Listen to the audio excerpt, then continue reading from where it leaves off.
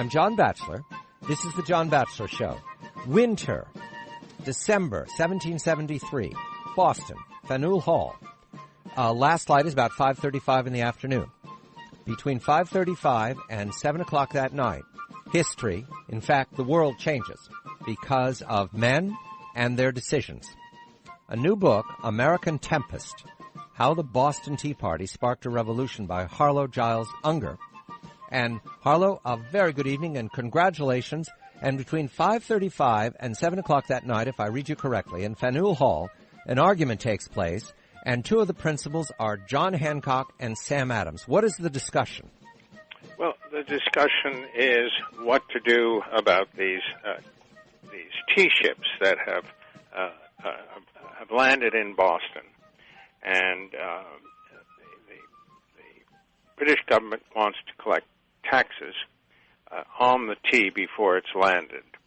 The Americans, led by Hancock and Adams, refused to pay the tax, saying it's illegal, that the Americans have no representation in Parliament, and that Parliament has no right to pass a tax to affect those who without representation, which, of course, is nonsense. It was nonsense then, and it's nonsense today. Yes. But it was a wonderful talking point that night, and the gathering rallied and then marched down to Griffin's Pier in Boston to a ship called Dartmouth that had been tied up for some time. That's where the tea is, and you're very detailed about who it is that goes on board. Somewhere between 6 dozen and 150 men. Who are they? That's what I'd like readers to find out by buying my book.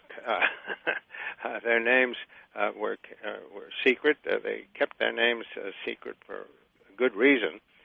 They didn't want to be arrested and hung from the gallows for treason and other crimes. So they kept their names secret from each other. Well, let me repackage the question. Where do they come from? Where does that mob come from? They're all from Boston. Right. They're all from Boston, and some of them are quite respectable men.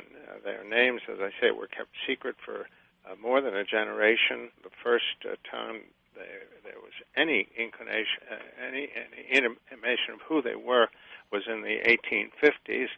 And then again in the early 1900s, and now I have published all their names, as far as we know, all their names for the first time in a long time. So I learned from your book, however, mob activity in Boston had been commonplace for many years, a mob activity in protest of the rule of the distant king, George, and his governors in Boston, and the orders pressed upon the American colonials. So a mob activity was not rare. Everybody would have recognized it in Boston. Is that correct? Boston was a town that was out of control, had always been out of control, was recognized as a lawless town by the rest of the nation, actually. Not the rest of the nation. We were all independent colonies, but by the rest of the British colonies. Actually, George Washington called the members of the Boston Tea Party nothing better than vandals, that they had destroyed private property. So Boston was a town out of control, and everyone recognized it. It wasn't so much against the king as it was against the Parliament. Parliament was the body that passed the laws, not the king. Everybody loved the king, and indeed on the eve of the independence of the entire nation, John Dickinson of Philadelphia wrote the Olive Branch Petition, which Congress approved only a week before Declaration of Independence, saying how much we loved the king, how much we wanted to remain British subjects under the king. It was Parliament that seemed to be out of control, that was passing these laws without any consultation with the individual legislatures of the various colonies. Let's go back to, not the beginning, but at least several years before, more than a dozen years before, in which the same players come together around a series of laws that are passed by Parliament, impose taxes. The first one I think is significant is back in 1733. That's the Molasses Act. But let's go up into the 1760s. This is following the period of the French and Indian War, started perhaps by George Washington. And Parliament wants the colonials to pay for this war because of the enormous expense. And how do they do that? How do they impose a tax? Well, first of all, it wasn't just Parliament that wanted that. It was the entire British people. Here, George Washington, at the behest, he was just a major, but he had been sent by the governor of Virginia to demand that the French leave western Pennsylvania. This was French territory. They had no reason to leave. Washington and his troops fired on them, and those were the first shots of what became a 7 years war.